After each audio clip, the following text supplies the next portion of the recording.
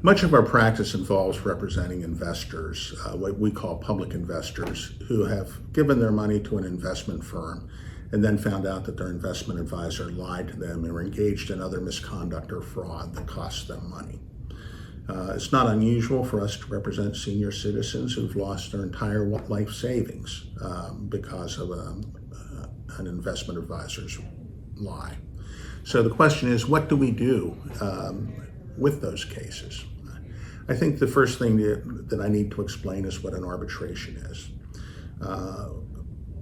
Normally, when an investor hires an investment advisor, he signs a bunch of forms, or she signs a bunch of forms. Those forms usually include an account agreement or something else of a similar name that sets up the account. And that account agreement will frequently prevent the investor from suing his investment advisors. Frequently, it will require that the case be filed before the Financial Industry Regulatory Authority, and that it will be determined by arbitration. Arbitration is a process by which either one or three, depending on the amount of loss, arbitrators are appointed by FINRA to hear the case.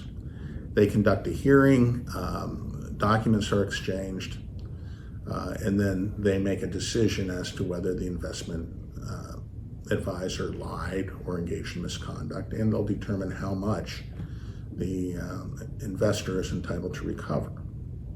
It's a shorter process than litigation before a court, but it's a much more limited process. So there's no ability to take depositions, there's no ability to engage in extensive discovery, there's no motions practice, there's no preliminary hearings of any type. Instead, there's just an exchange of documents, there's a pretrial conference where a schedule is determined, and then there's a final hearing. The final hearing may take a day, it may take 3 days, it may take a week. There may be multiple sessions to the final hearing. But it's only after the final hearing that the arbitrators make a determination. Arbitrations are almost always final, meaning the ability to appeal to a court is extremely limited. Therefore, it's best to put your best foot forward, to do everything you can to win the arbitration. It's unfortunate that investment advisors lie, and even more unfortunate that investors believe those lies. But it happens all the time. It happens thousands of times a day. The most we can do is help the investor to get his or her money back.